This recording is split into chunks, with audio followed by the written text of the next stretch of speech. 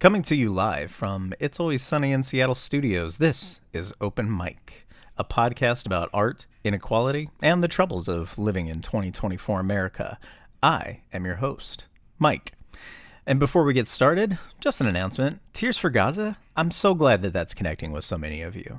That the anger that I wrote it in and the feelings that I was processing at the time resonate with enough of you that you'd rather pay money instead of scrolling up on my feed. That's right. If you can't afford the poetry book, all of the poetry is out there for you to consume. I suggest you read it, and if you feel like tossing me $4, buy the book. It deals with loss, war, the fragile nature of our democracy, the rising popularity of fascism, and of course, hunger for peace in our time. Again, if that interests you, please check the show notes for the links. It released last week, and like I said, I've been really tickled by the response. I'll read you a poem from it, and then we'll get right into today's interview episode with Keira Lane. Unsettled. I threw a stone into the pond. For a second, it froze time. Granite hovered over water, bracing for a heavy impact. Let's focus on the pond, a recipient of targeted violence, calmly frozen in suspense, unaware of our lobbed rock. Underneath, the shallow exists, a bed of similar stones. They only raise the water a bit, no matter how many we throw. We could have hit the dam, dividing water from the shore, instead thinking we know better than nature, adding stones, raising more.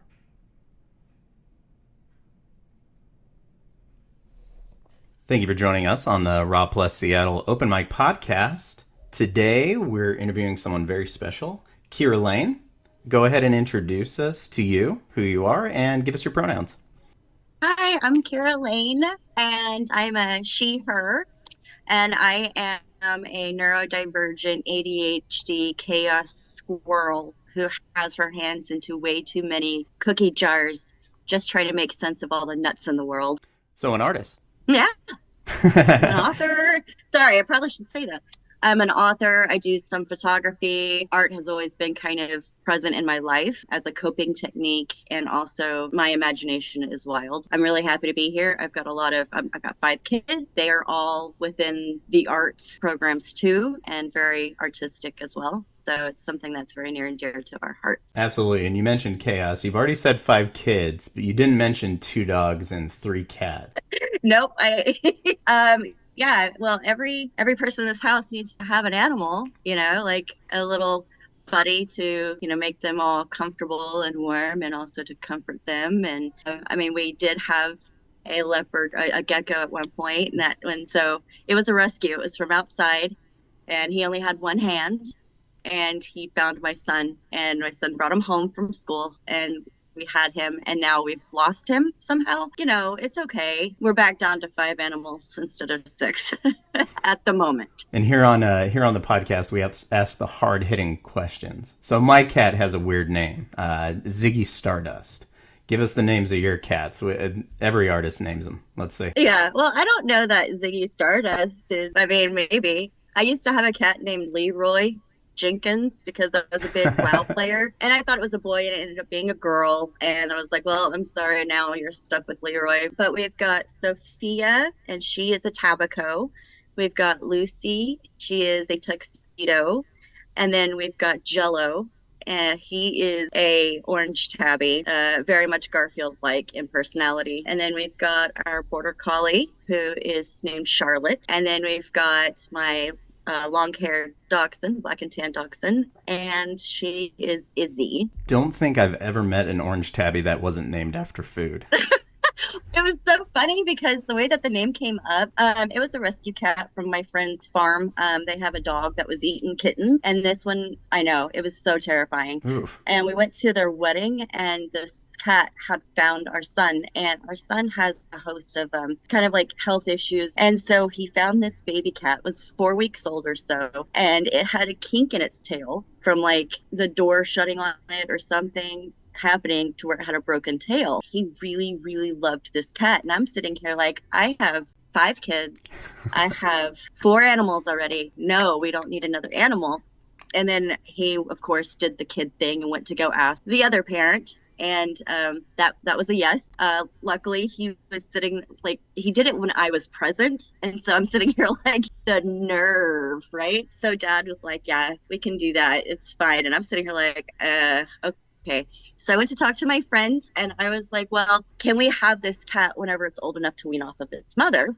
In passing, somebody was talking about a dog that they were putting in the kennel, and they were saying that this dog is killing the kittens. Oh, so I went up to my friend and I was like, "Hey, can we go ahead and take the cat now? Like, I know it's not weaned, but I was raising outdoor cats and have done the whole thing from making sure that they're fed and the butt wiping, all of that stuff." And I was like, "We can do this. It's fine." And she's like, "Okay." So we got home and my son was like, "I don't know what sex it is right now. It's binary right now. It's non-binary." I was like, "Well, okay. So what are you going to name it if it's a boy or if it's a girl?" And he's like, "Jasper if it's a boy and Ella if it's a girl." And then we're like, "Well, it's kind of non-binary right now." And he's like, "Yeah." So we just started playing with those two names together.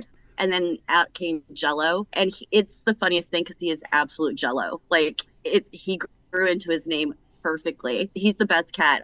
I'll have to send you pictures because he's ridiculous. Oh, I want to see the vision board where you were coming up with the name and removing consonants. That's...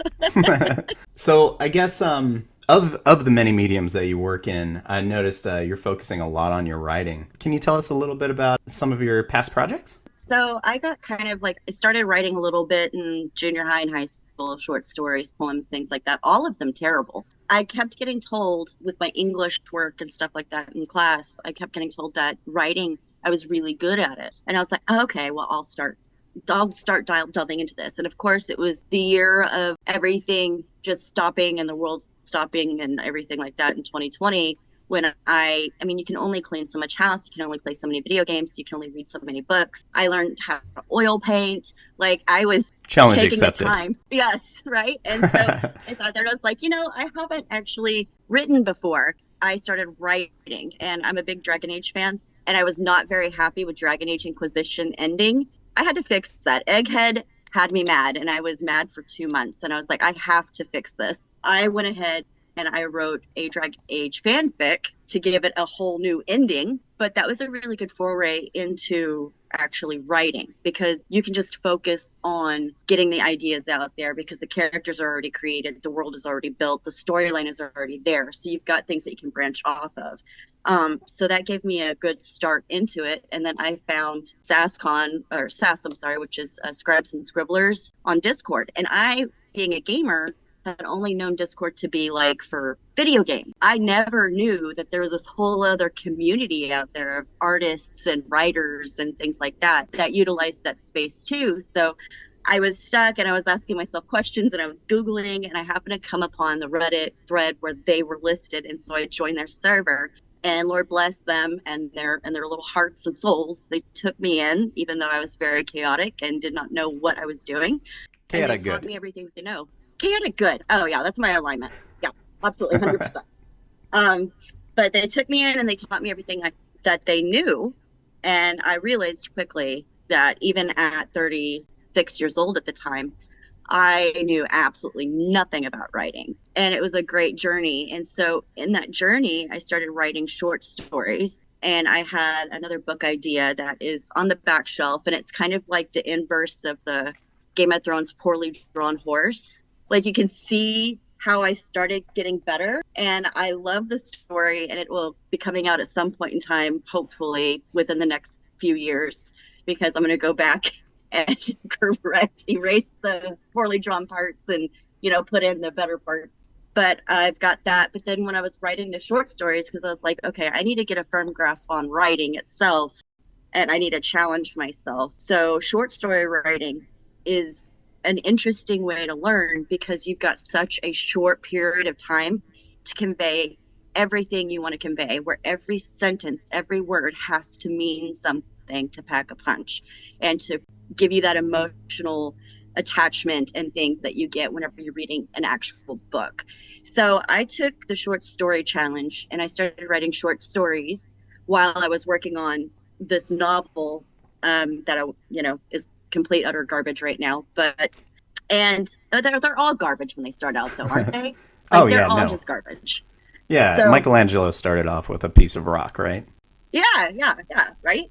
Um, and so I did that. And then I had a bunch of short stories, and I was talking to them, and I was like, "Well, what do I do with these short stories?" And they were like, "Well, what's the theme?" And subconsciously, I didn't even realize I actually had an underlying theme, but they were all about love. But it was different kinds of love. Like you had lost love, a teacher's love for a student, because at that time I wrote it on break when I was working at a school and it was COVID and I was a guest educator and I was the only one that got vaccinated at the time and they were all dropping like flies. And so I had a very interesting experience bouncing around to different grade levels, different classes, investing in different backgrounds and diversities of children and lifting them up and supporting them in a global pandemic. So that was a very interesting thing. And I wrote one of the short stories called Soul Mender, which is part of that collection. And it is a teacher's love for their student. I've got self love. And then I have a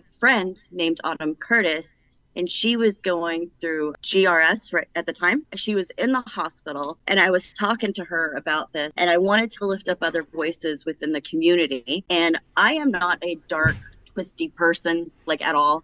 I mean, I am, but I'm not. And I can't think of like some certain dark twisties. So I have a friend, Joe, and he wrote a dark twisty. And then I had Autumn, and I approached her with this because I was telling her what better, greater sense of love and self-care and self-acceptance than to go through and do something like what she was doing and going through and experiencing.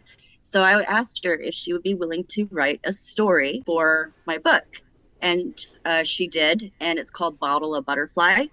And it's a fantastic story about becoming who you are on the inside, on the outside, and being okay with that and being happy with yourself and who you are. So she did that, and it's called From a Heart-Shaped Box. It ends in a novella. I had a story that was a short story, Oathbreaker, brought it out to my buddies in the Discord channel. I was like, can you guys read this? Let me know what you think. And they're like, you could do more with this. Originally, it was like a 1,200 word story, nothing big. So then I added a few more words, like, about 4,000 words. And they're like, you could do so much more with this. And I was like, okay. So then I ended up expanding it to where it's like a 10 chapter novella. And I handed it to them. And I was like, okay, does this work? Are you guys happy now? And they're like, you could do so much more with this. And I was like, you know what? I'm leaving it as it is right now, but it is going to be also expanded into a series because the world is so big and the family and it has so many moving parts. I'll just do this later. We'll give people a taste of like Ian with this book. So you can get that one actually on Amazon. You can do it Kindle or you can do paperback. And I released that in 2021. And at that time, it was a really rough time because I was caretaking for my grandfather who was dying. And I was trying to release a book at the same time. So it was really a powerful book for me. Now I've got my new book, Vanity Affair, coming out. So that's interesting. It's my first novel. And I can tell you just from what I've read on the summary, it seems interesting. Something I want to touch on with you though is and you did touch on it a little bit. I'm glad you found a community of enablers. But what is when you sit down to write, what does your process look like?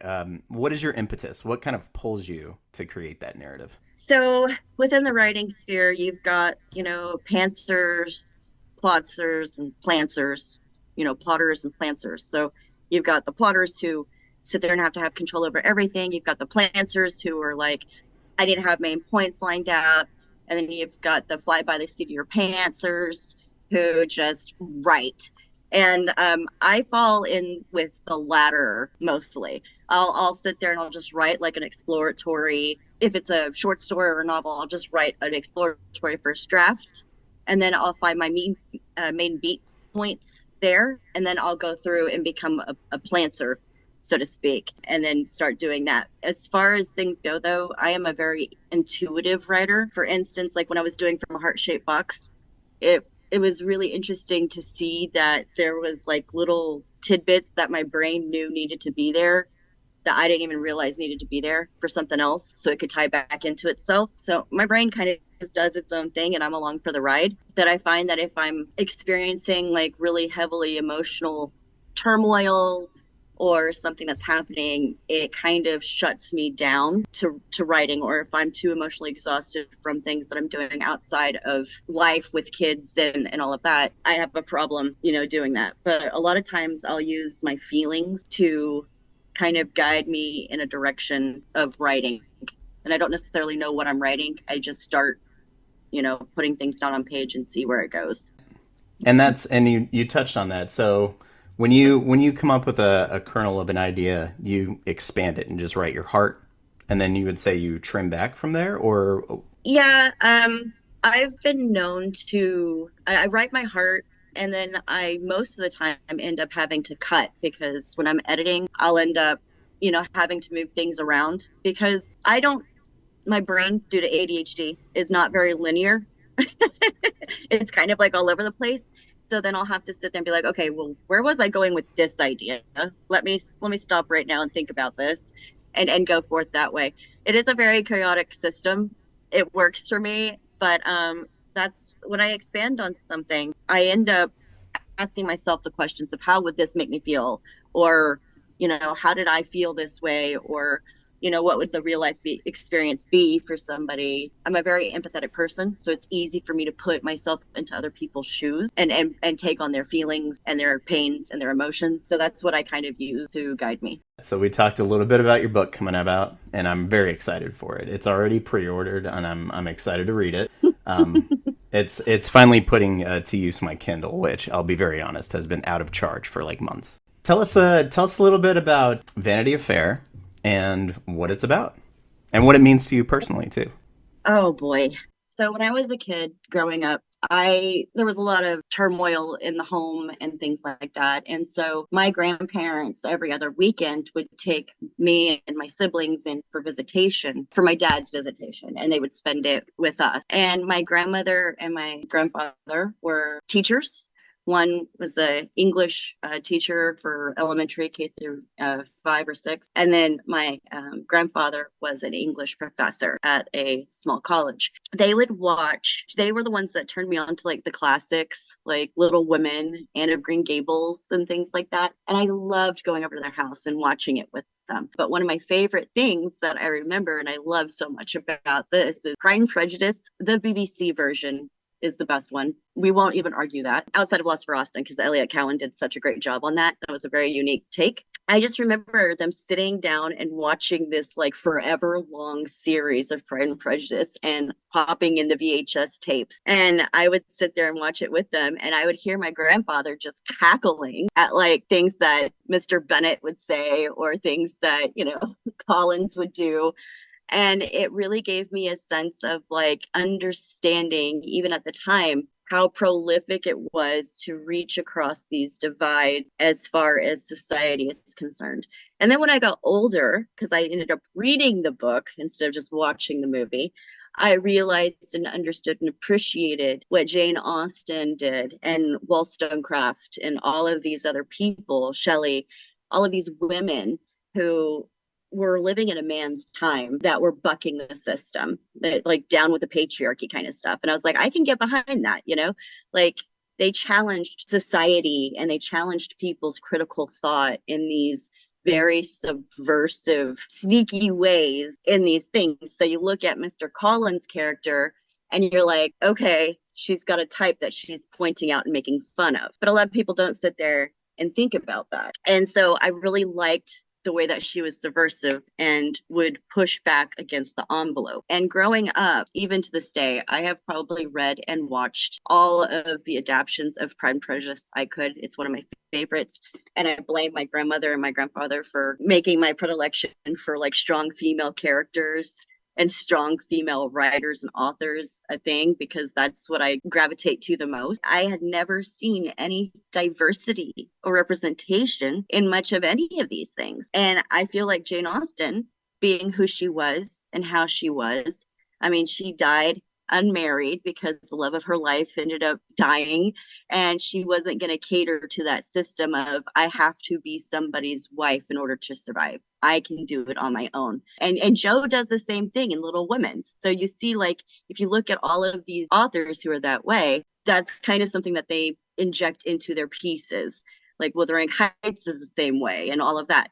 So I was like, for somebody so radical, quote unquote, at the time with her, feminist beliefs and things like that, she would be the first one to sit there and rewrite her book to represent the people that are around her, her life, and who she sees and where she intermingles at, and how society is, or the government is, right at that point.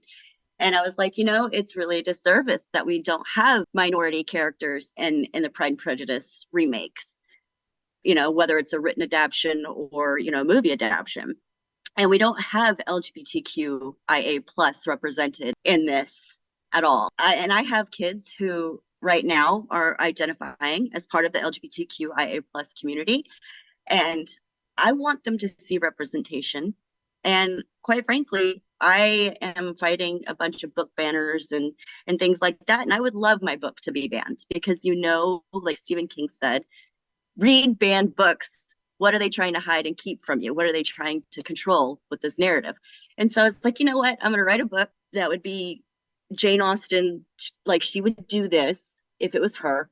But I'm also going to write a book for representation for my kids and the generations that are coming after, to kind of remap out a classic literature piece that pushes back on all of the things that are wrong with society and all of that, and advocate for marginalized communities. And I'm also going to write this book. I'm down with patriarchy kind of person. I'm like, let's burn it all down. Let's rewrite it. Let's make it to where everybody has equity, inclusiveness, equality, and are happy and able to live their own lives, that the founders of this country wanted us to be able to do. So it was kind of like a fivefold kind of thing. And also, I just love Pride and Prejudice and Mr. Darcy. And my husband, I made him watch Pride and Prejudice with me, because that's like, you have to do this if you're going to be married to me, because this is my heart and soul and you have to watch it. He looked at me and he's like, I'm Mr. Darcy. And I was like, yes, you are. Like, I married one, because he's like, I don't understand why they have to speak for 20 minutes to say like one sentence that would take 1 minute long and are so prim and proper. And he like sits there and he's kind of grumpy, but in a lovable way, about a lot of things. And I'm just like, I just love you. You're such a good, like, Mr. Grumpy from Little Miss Sunshine. I'm like Little Miss Sunshine. He's Mr. Grumpy. And we get along really well because we balance each other out. Anyway, so that was kind of what I ended up doing. But I also wanted to kind of give a history lesson in how the LGBTQIA plus community came from. And so you've got the setting, which is like, outside of, it's a suburb of Atlanta, Georgia. The town name is Mariton, because you got to keep with that. You've got this, and it's in 1998.